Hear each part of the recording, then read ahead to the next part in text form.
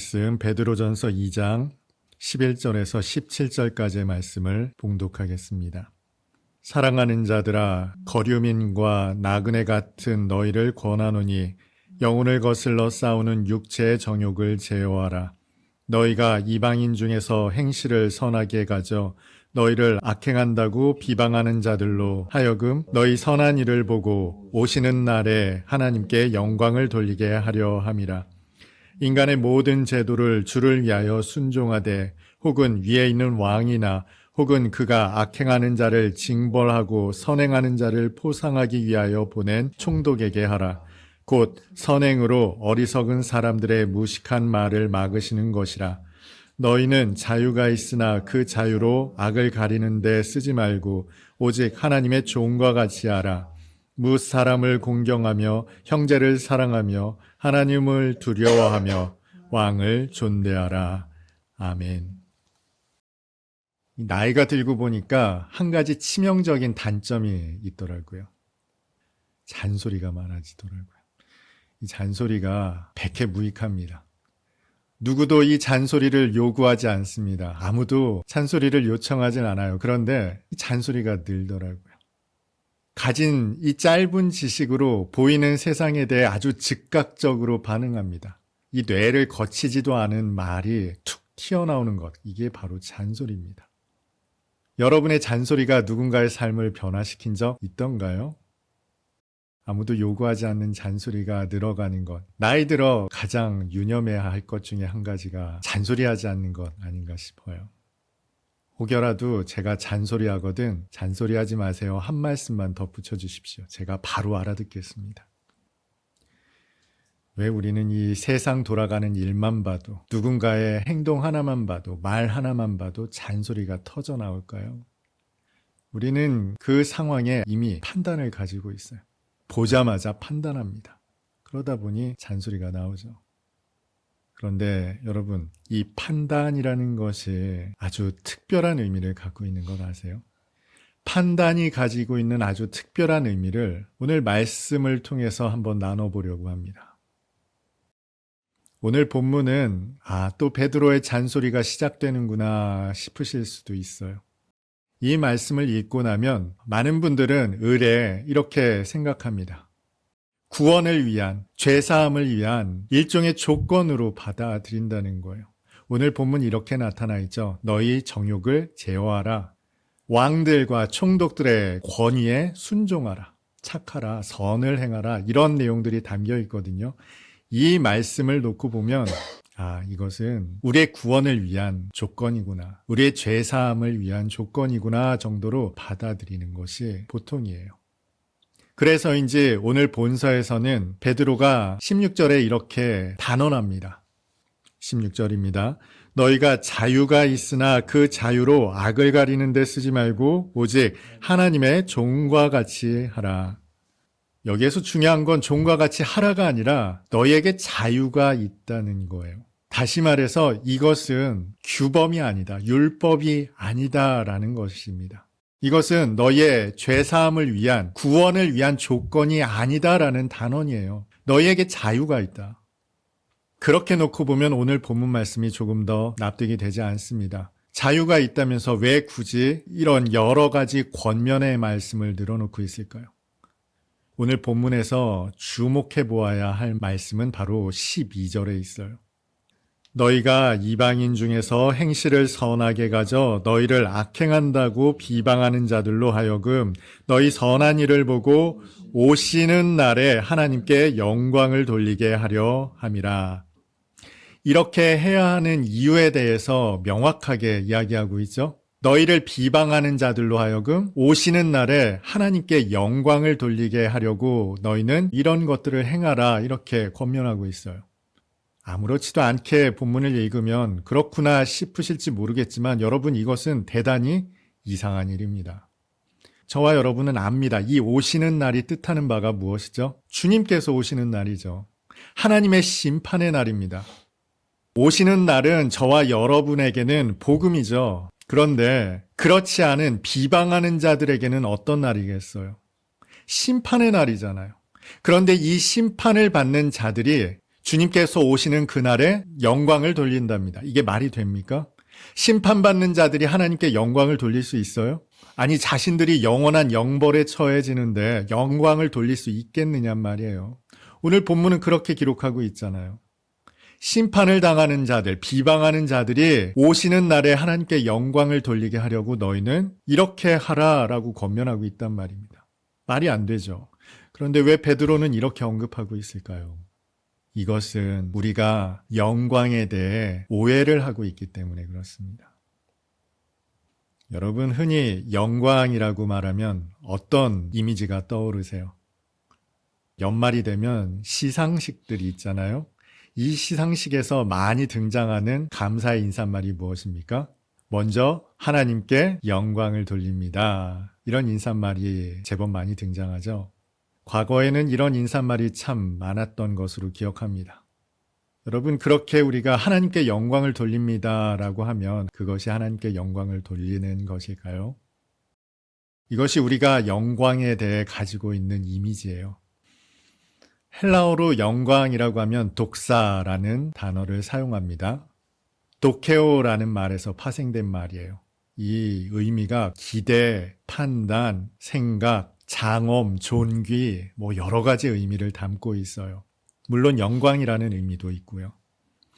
그런데 여기에서 주목해야 될 뜻 가운데 하나가 바로 판단이라는 뜻이에요. 재판에서 판결이라는 의미로 사용될 때 독시스라는 말을 사용을 합니다. 다시 말해 이 독사라는 영광이라는 의미 속에는 판단이라는 의미가 기본 베이스로 깔려 있다는 겁니다. 영광과 판단이 어떤 연관성이 있을까요? 하나님께 영광을 돌린다는 건 판단한다는 겁니다. 오해하지 말아야 될 것은 이 판단한다는 게 어떤 권위가 있어서 그 지위나 자리에 있어서 판단한다는 것이 아니라 그렇게 생각하게 된다는 거예요. 반드시 수긍할 수밖에 없는 판단을 내리는 것. 한마디로 말하면 합당하다는 거죠. 비방하는 자들이 오시는 날에 하나님의 심판은 합당합니다. 너무나 당연합니다. 그렇게 판단할 수밖에 없다는 거예요. 비방하는 자들뿐만 아니라 그 날에는 모든 사람들이 똑같은 판단을 하게 될 겁니다. 주님의 심판은 정당합니다. 너무나 옳으십니다. 라고 판단할 수밖에 없다는 거예요. 이게 바로 영광이라는 겁니다. 너무나 당연한 것. 반발을 할 수 없는. 택하신 자들을 구원하시는 것이 너무나 합당하고요. 비방하는 자들, 대적하는 자들을 심판하는 것이 너무나 합당합니다. 라고 토로할 수밖에 없는 이것이 바로 하나님의 영광이라는 겁니다. 그러니 우리가 뭔가 거창한 일을 행했기 때문에 하나님께 영광을 돌립니다. 이건 어불성설이에요. 하나님은 그 존재 자체로 영광과 찬송 받으시기에 합당하시잖아요. 오시는 날에는 그것이 너무나 분명하다라는 겁니다. 그래서 비방하는 자들이 그날에 하나님의 영광을 나타낼 수밖에 없어요. 하나님께 영광을 돌릴 수밖에 없다는 거예요. 아주 쉽게 표현하면 하나님 당신이 옳으십니다. 하나님이 맞습니다. 이게 영광이에요. 자, 그런데 여기에서 주의해야 할 것이 있습니다. 이 하나님의 영광은 우리가 의를 행했기 때문입니까? 우리가 정욕을 제어했기 때문에 하나님께 영광입니까? 우리의 행위에 따르는 것입니까? 아니죠. 하나님의 어미하심 그 존재 자체만으로도 그것은 합당합니다. 그 존재만으로 모든 인류는 그 앞에 납작 엎드려서 하나님의 모든 행하심이 합당합니다 할 수밖에 없다는 거예요. 이게 영광이에요. 여기에는 우리의 행위나 노력이나 열심이 눈꼽만큼도 반영될 수가 없죠. 우리의 아무 노력도 이 하나님의 영광에 기여하는 바가 없어요. 그런데 만약에 저와 여러분이 우리의 사는 날 동안 육체의 정욕을 제어하고 선을 행하고 하나님께서 세우신 권위에 복종하고 형제를 사랑하는 이러한 삶을 살았다면 이것은 하나님의 영광에 합당한 일이죠. 무슨 말인지 아시겠습니까? 하나님께서 우리를 이렇게 살라 존재하게 하셨잖아요. 그 존재하게 하신 이유에 합당하죠. 하나님의 영광과 부합할 뿐입니다. 맞아떨어질 뿐이에요. 그래서 비방하는 자들이 저들이 옳게 살았구나, 하나님의 영광에 맞게 살았구나 인정할 수밖에 없다는 거예요. 그런 의미에서 그들이 하나님께 영광을 돌린다는 겁니다. 하나님의 오르심을 인정할 수밖에 없다는 거예요. 그런데 또 한편으로는요, 그렇지 못한 자들은 어떨까요? 저와 여러분 가운데도 하나님의 영광을 위해 부르심을 받았음에도 불구하고 하나님의 영광에 합당한 삶이 나오지 못할 때가 있잖아요. 그러면 그것은 하나님의 영광을 가리는 것일까요? 또 그렇지가 않아요. 하나님의 영광에 전혀 합당하지 않음에도 불구하고 하나님께서 그런 죄인들을 사랑하신단 말이에요. 구원하신단 말이에요. 존귀하게 여겨주신단 말이에요. 이것이 또한 하나님께 합당합니다. 그 크신 하나님의 사랑이, 그 긍휼이 아니면 아무도 구원을 받을 수 없거든요. 그래서 그렇지 못한 삶을 살더라도 그런 우리가 하나님의 영광을 나타내는 존재가 되는 거예요. 그래서 바울이 이렇게 말했잖아요. 죄가 더한 곳에 은혜가 넘쳤다. 저와 여러분의 삶이 하나님의 경륜에 합당한 삶일 때에도 하나님의 영광은 드러나고요.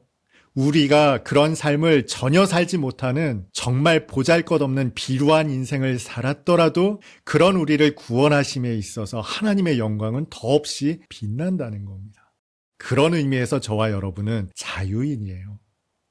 그렇기 때문에 육체의 정욕을 제어하고 또 권위에 순종하는 이러한 삶은 필수적인 삶은 아닙니다만 그리스도인이라면 필연적인 삶인 것입니다. 우리를 그 삶으로 경륜해 가시는, 이끌어 가시는 하나님의 손길, 다스림 가운데 우리는 필연적인 그 길을 걸어가게 된다는 것입니다.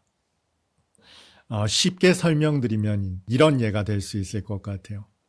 여러분 주변에 명품 가지신 분들 있을 거예요. 명품을 소유하는 이유는 한 가지죠. 내 자신이 돋보이기를 바랄 때 명품을 두르겠죠. 그런데 안타깝게도 저는 아무리 명품을 둘러도 명품의 태가 안 납니다. 제가 명품을 두른다고 해서 제가 아주 부유한 사람으로 보이거나 명품을 두르고 다닐 만한 사람으로 잘 안 보인다는 거예요. 세상의 영광이 딱 그렇습니다. 세상은 열심히 노력해서 영광을 취하려고 합니다. 사람들의 판단을 받으려고 해요. 저 사람은 부자인가 봐.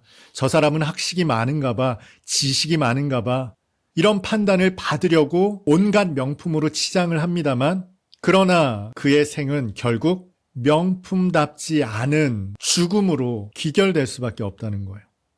명품이 그의 인생을, 그의 삶을 명품으로 만들어내지 못하더라는 겁니다. 그런데 저와는 다르게 귀태가 나는 분들 계시죠. 그 존재 자체가 명품인 분들이 있어요. 이분들은 명품을 두르지 않아도 명품입니다. 그 자체로, 존재 자체로 명품이에요. 그래서 오히려 아주 하찮은 것들을 두르더라도, 하찮은 신발을 신고 구멍난 옷을 입더라도 사람들은 그것을 어떻게 말합니까? 검소하다고 말해요. 훌륭하다고 말합니다. 멋지다고 말하죠. 저와 여러분에게서 나타나는 영광이 꼭 이와 같습니다. 이미 저와 여러분 가운데는 예수 그리스도가 내주에 계세요. 그래서 사실 우리에게 명품을 두를 필요가 없습니다. 그런데 우리에게서 선이 나오죠. 착함이 나오고 의로움이 나올 수 있어요. 그러면 그 착함과 의로움은 나로 말미암습니까? 아니에요. 예수로 말미암습니다. 언젠가 우리나라 최고의 재벌의 자제가 어떤 신발을 신었다. 그런데 그 신발이 20만 원밖에 안 하더라라는 기사를 본 일이 있어요. 제가 20만 원짜리 신발을 신으면 절대로 뉴스가 되지 않습니다. 그러나 재벌의 자제가 20만 원짜리 신발을 신으면 뉴스가 되는 거예요. 저와 여러분이 육체의 정욕을 제어하는 삶, 하나님께서 보내신 권위에 순종하는 삶, 사랑하는 삶, 착한 삶을 살아가면 그것은 뉴스가 되는 거예요. 이 세상에서 아니요, 하나님의 나라에서. 이것이 베드로가 나그네 된 믿는 자들에게 전하는 권면입니다. 하나님의 영광이 되는 삶을 사십시오. 나중에 하나님의 행하신 모든 것이 의로우시다, 합당하시다 판단받는 그때 여러분의 삶이 합당한 삶으로 하나님께 영광이 될 수 있게 사십시오. 물론 자유인이기 때문에 여러분의 삶은 어떤 형태로건 하나님의 영광으로 판단될 것입니다만, 그러나 정욕을 제어하는 삶, 절제된 삶, 착한 삶, 순종하는 삶을 통해 오시는 그날에 하나님의 영광이 될 수 있기를 바랍니다. 라는 권면이 오늘 본문의 말씀입니다. 마지막 때 모든 존재는 하나님의 의로우심을, 합당하심을 판단하게 될 겁니다. 그것이 구원이더라도 심판이더라도 우리는 똑같은 판단을 하게 될 것입니다. 그때 여러분이 하나님의 필연적인 삶으로 하나님의 아름다운 영광을 나타내는 자로 나타났으면 좋겠습니다. 부끄러움으로 하나님의 영광이 되지 않기를 바랍니다.